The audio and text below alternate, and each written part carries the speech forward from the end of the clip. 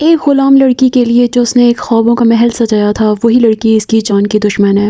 यंजू एक बहुत बड़ी स्टेट का किंग है और एक बहुत अच्छा फाइटर भी है। आशु 3 महीने बेहोश रहने के बाद जब होश में आई तो उसे कुछ भी याद नहीं था।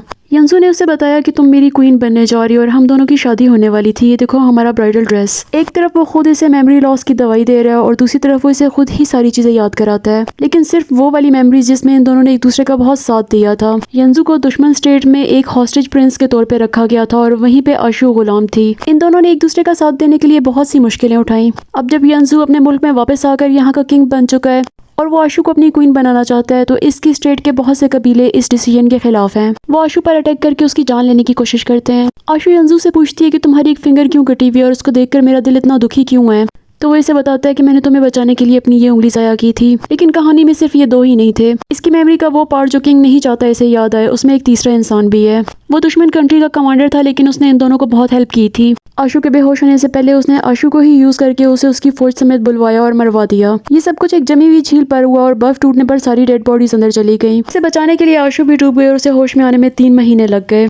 आशु इस जनरल को बहुत पसंद करती थी, लेकिन ये जनरल इस हादसे में मरा नहीं बल्कि बच गया और इसे जीमिंग के राजा ने बचा लिया। दूसरी तरफ किंग ये जानता है कि आशु पर होने वाले अटैक उसके अपने कबीलों की तरफ से ही है। वो लोग आशु के क्वीन बनने के सख्त खिलाफ हैं। जैसे ही किंग अपने मिशन पर जाता है और दुश्मन के सारे अनाज को आग लगा देता है, उनका इतना नुकसान करता है कि ये लोग उससे लड़ नहीं सकते और फिर इन्हें जिंदा भी जाने देता है। इसी सब के बीच में आशु इस कैंप में अकेली थी। राजा का कमांडर इसे अप्रोच करता है और कहता है कि तुम्हारी शादी होनी है किंग से, इसलिए तुम्हें कैपिटल लेकर जाना पड़ेगा। जैसे ही राजा वापस आता है तो उसे अपने कमांडर पर बहुत गुस्सा आता है कि इसकी परमिशन के बगैर उसने आशु को क्यों भेज दिया है। उसे वो अपनी आर्मी लेकर आशु का पीछा करता है और दूसरी तरफ आशु किडनैप हो जाती है। किडनैपर्स उसे बताते हैं कि तुम तो हमारी लीडर हो, तुम्हारे साथ ही तो हमने मिलकर ये सारी जंगें लड़ी थी। इससे पहले कि वो इसे कुछ और बताएं, राजा वहाँ पहुंच जाता है और आशु को अपने साथ ले लेता है और उन सबको अरेस्ट करवा देता है। अब उसी दुश्मन मुल्क की एक शहजादी है जिससे यंजू की शादी होनी थी। उस तक ये न्यूज़ पहुंचती है कि यंजू ने मुझसे शादी नहीं की थी और अब एक गुलाम लड़की से शादी करने जा रहा है।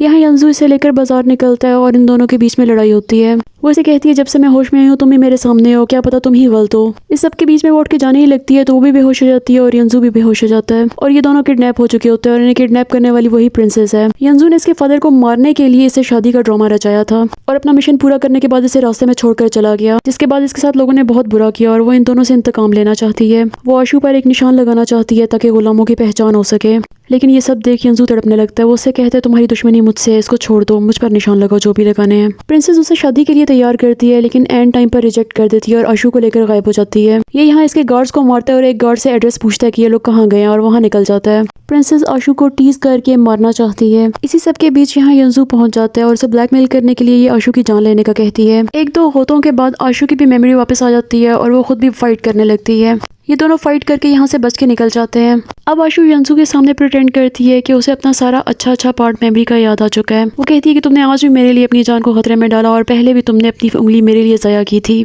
मैं तुमसे शादी करने के लिए और तुम्हारी क्वीन बनने के लिए तैयार हूँ। अब यंजू बहुत खुश होता है और इसका कमांडर बहुत परेशान है। ये लोग यहाँ से कैपिटल की तरफ निकलते हैं ताकि शादी धूमधाम से की जा सके। यहाँ पहुंचकर इसे पता चलता है कि ब्राइड को अपने दुल्हे के लिए एक बेल्ट बनाना होता है, तो वो अपनी मेड से कहती है कि मेरे साथ शॉप पे चलो। शॉप पे वो बना बनाया बेल्ट तो लेती है, लेकिन साथ ही इस शॉप पर एक लेटर छोड़ देती है। राजा को वो ये बेल्ट गिफ्ट करती है तो वो बहुत खुश होता है और वो इसके लिए भी एक गिफ्ट तैयार करके बैठा है। वो इसे कहता है कि मैं तुम्हारे लिए एक ऐसी दुनिया बनाऊंगा जहाँ कोई स्लेवरी नहीं होगी और यहाँ सब लोग अमन और सुकून से रहेंगे।